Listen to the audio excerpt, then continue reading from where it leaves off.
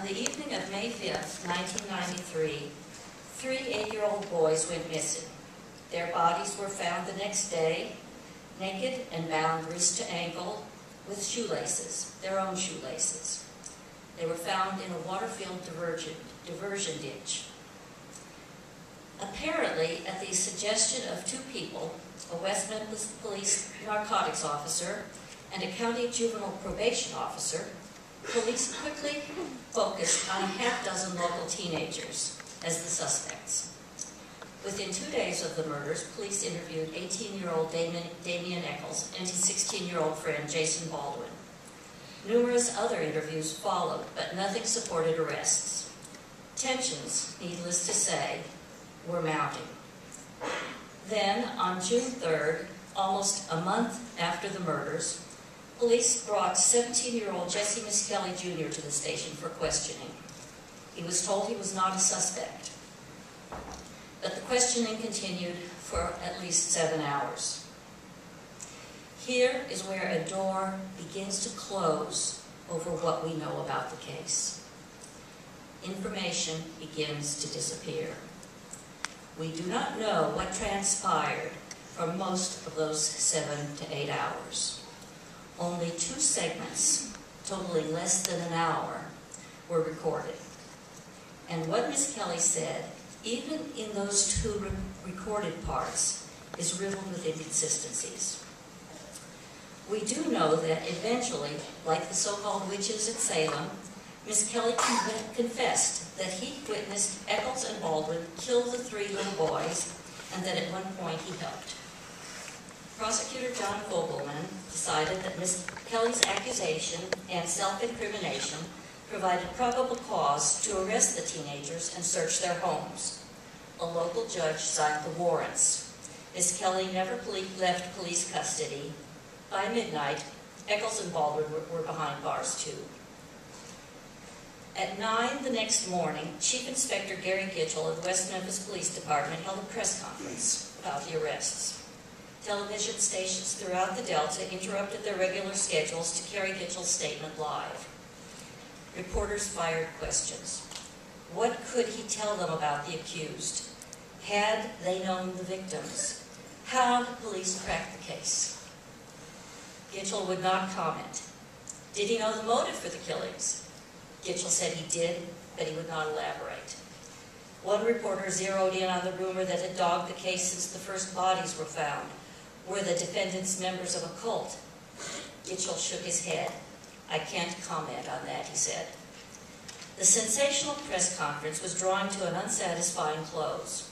Finally, a reporter asked the chief detective, on a scale of 1 to 10, how solid do you feel your case is?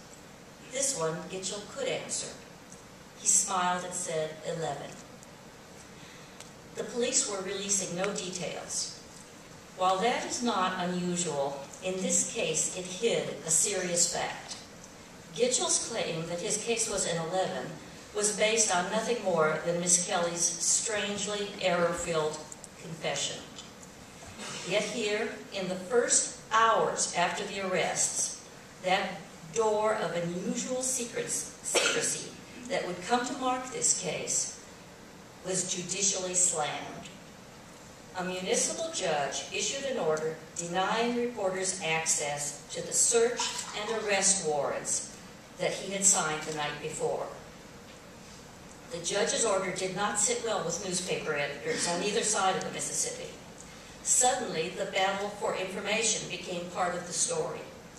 In response to the official clamp on information, the Commercial Appeal here in Memphis filed a formal request for the records, citing Arkansas's Freedom of Information Act.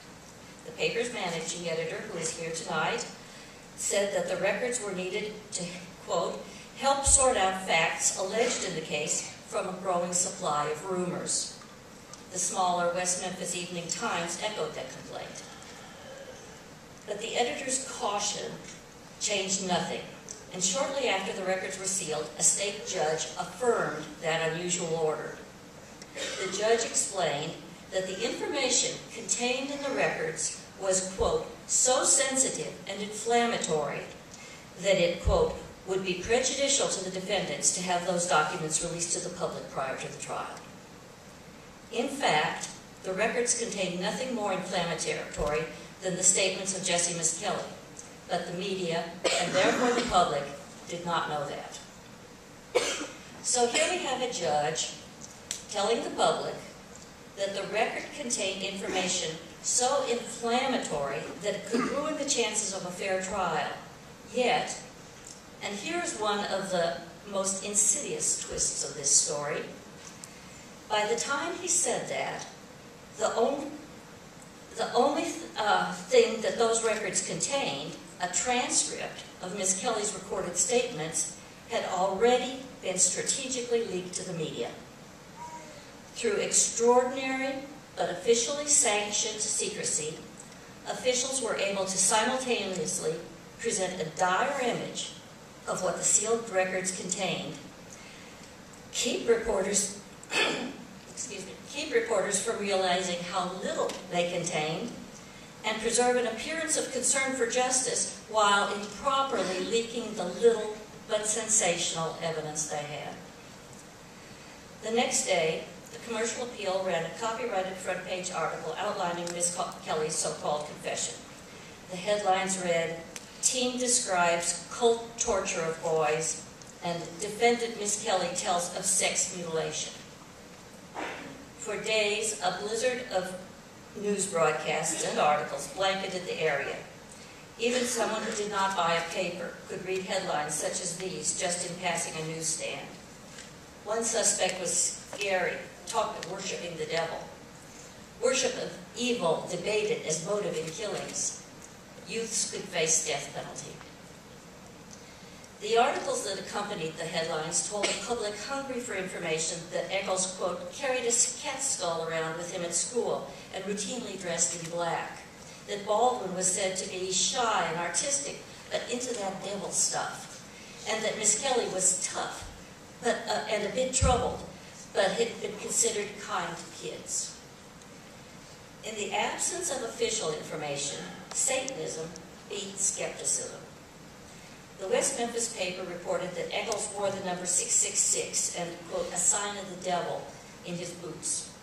It quoted two boys who claimed to have heard of ghosts in Baldwin's house. It quoted an unnamed girl who claimed that she had seen Eccles drink Baldwin's and a girlfriend's blood. And another who said Eccles had, quote, once threatened to cut a boy's head off and put it on the doorstep. It quoted a woman who noted that last year there were some dogs that turned up missing. At the same time she said that Eccles boy always wore black. In additions on 3 consecutive days, the Jonesboro Sun quoted a local Baptist minister who said that Eccles had made a pact with the devil and would be going to hell. "I've never witnessed to anyone any harder," the minister was quoted as saying. "He didn't reject me, he rejected Christ." Reporters did also carry quote, a few contrary views. One of my favorites was by a friend of the Miskelly family who told USA Today that Jesse was not into satanic worship. He was into country music. With the devil so prominent in the news reports, ministers were quoted as experts. Reporters for the West Memphis paper wrote about a lecture at which a minister identified the so-called 6 indicators of satanic involvement. Cannibalism was one of them. They also contacted so-called experts in the occult, and based on those interviews, the paper reported that, quote, Eccles' reading habits could help determine the nature of his thinking and possible cult activities. Now here's where, had they known about it, the work going on behind the scenes could have alerted reporters to the absence of evidence prosecutors faced. But as any of you know who have reported or tried to follow preparations for a trial, neither side generally wants to talk. The trials were set for early 1994.